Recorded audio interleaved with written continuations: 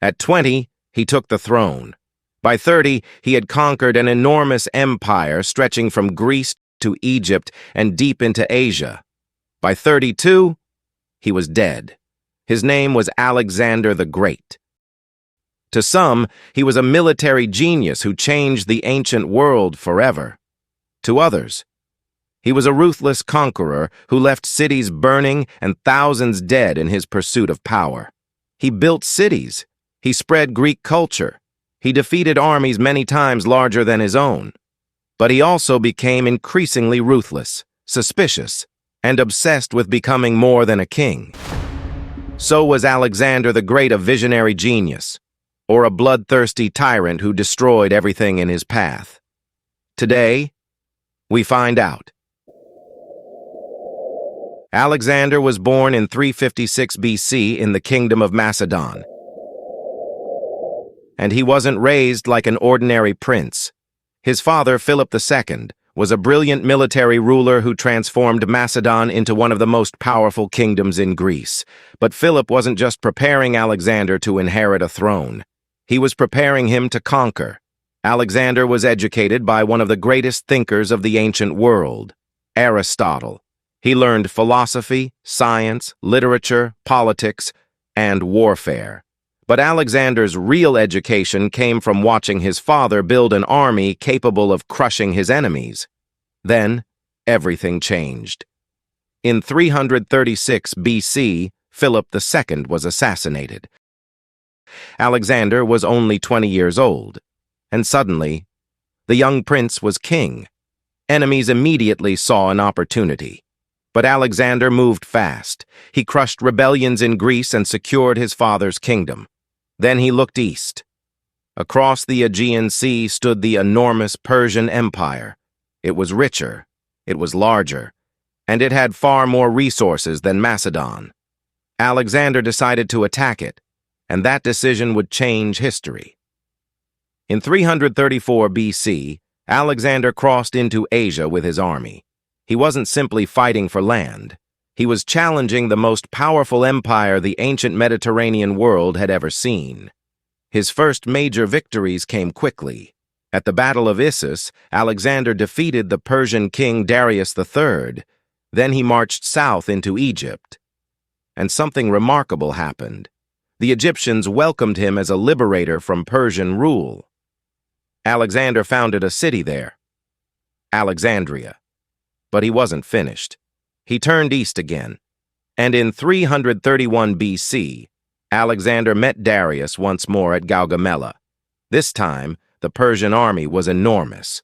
Alexander was heavily outnumbered, but instead of charging blindly, he waited. He studied the battlefield.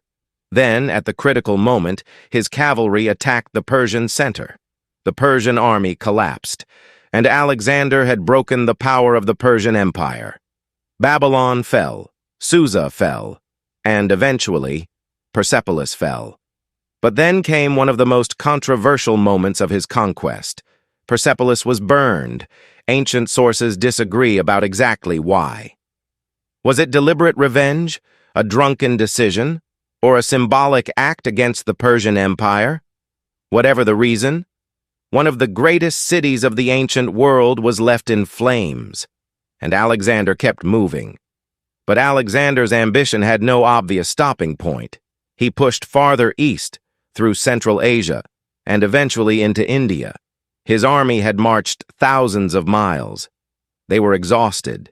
Many had been fighting for years, and Alexander wanted to go even farther. But at the Hyphasis River, his soldiers finally refused. They wanted to go home.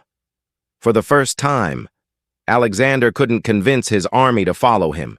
He turned back. And on the journey home, thousands of soldiers suffered and died crossing the brutal Gedrosian desert. Alexander had conquered an enormous territory. But the question was becoming harder to ignore. How much destruction was acceptable in the name of greatness? And somewhere along the way, Alexander began changing. The young king who had once fought beside his soldiers increasingly demanded absolute loyalty. He became suspicious of those around him. Friends became enemies, Generals were executed, and Alexander began embracing Persian customs and even demanding that some people treat him like a divine ruler. His empire was enormous, but maintaining it was becoming almost impossible.